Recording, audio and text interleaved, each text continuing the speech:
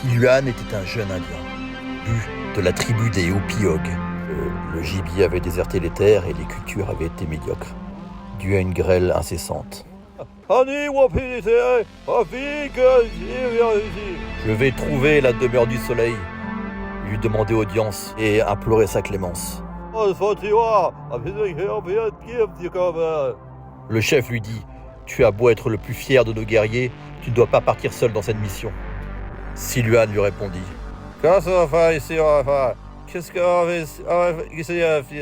« Si le soleil me voit venir seul, il saluera ma bravoure et il écoutera d'autant plus mes doléances. » Le chef Mahasoi lui répondit «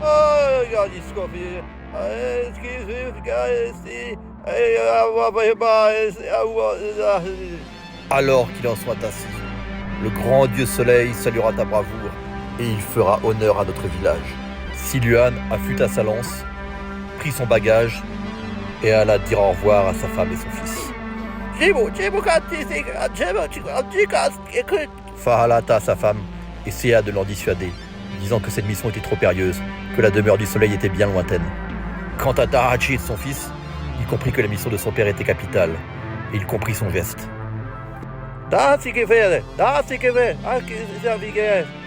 Père, tu salueras le soleil, et tu le remercieras de sa bénédiction. Siluan marcha des jours et des jours. Le soir venu devant son bivouac, il priait le dieu soleil, il le priait de toute sa ferveur.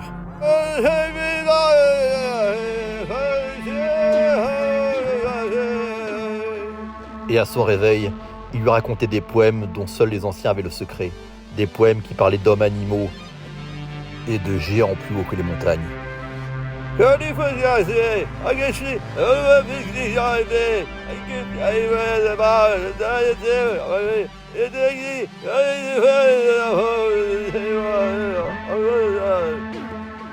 Cela faisait bien un mois entier que Siluan marchait vers la tanière du soleil. Puis un jour, il se trouva devant l'entrée d'une grotte immense, comme jamais il n'en avait vu auparavant.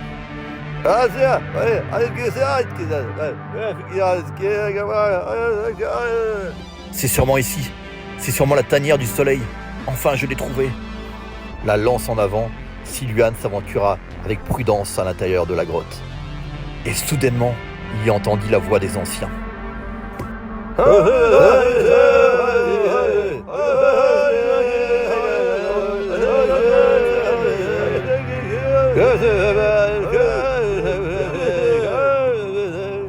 Les voix disaient que le soleil ne se manifestait pas en personne, mais qu'il envoyait des hommes, afin que ceux-ci délivrent ses messages. Des sorciers, disait-il. C'est à cet instant qu'un vieil homme sortit de l'ombre.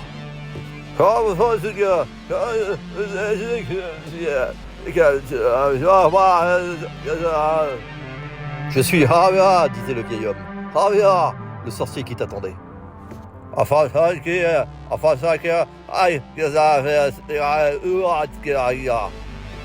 Le soleil m'a délivré un message pour toi.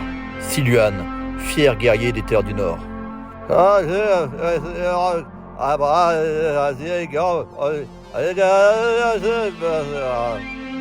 Le soleil est impressionné par ton courage et ta détermination, par toute cette distance que tu as parcourue, afin de venir lui demander ses faveurs. Aussi a-t-il décidé de briller à nouveau sur vos champs, de faire que vos cultures soient bonnes. C'est ton courage, Siluan, qui a permis cela.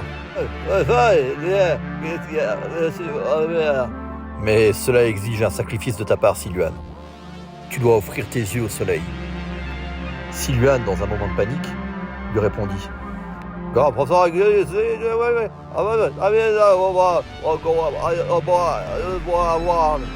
Mais sorcier, sans mes yeux, je ne verrai plus les prairies refleurir, et mon fils grandir, et je ne verrai plus ma femme.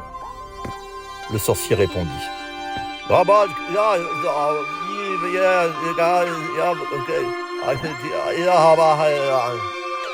Tu auras sauvé les tiens, Siluan, tout ton village. Tu pourras toujours les écouter, les sentir, les toucher. Siluan, tel est le prix à payer. Le soleil est intransigeant. Résigné et voyant qu'il n'y avait aucune autre solution, Siluan accepta de laisser ses yeux au sorcier. Il posa juste une simple question.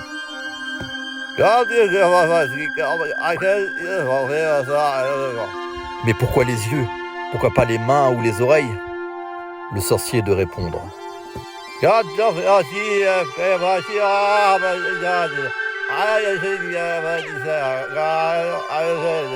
L'homme qui peut contempler le soleil se fait dévorer par sa fierté. Il se croit alors l'égal des dieux, et le monde finit plongé dans le chaos.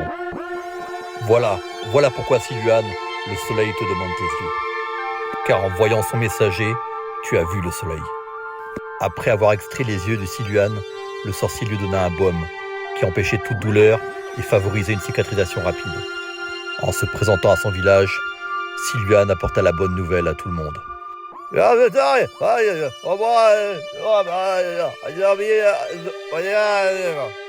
Dès demain, le soleil brillera à nouveau sur nos terres. Le sorcier l'a promis. Sa femme et son fils constatèrent la cécité de Siluan.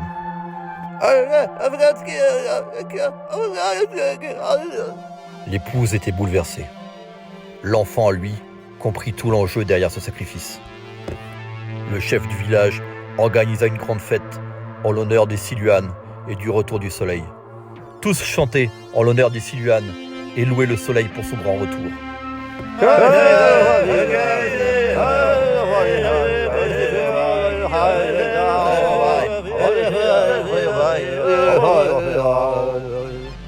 Personne ne peut fixer le soleil sans perdre ses yeux.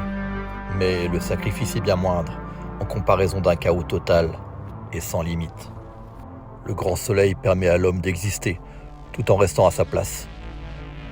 L'homme se soumet à l'astre de feu et non l'inverse. Quand le soleil brillera à travers vos fenêtres, vous penserez à Siluan, le courageux guerrier.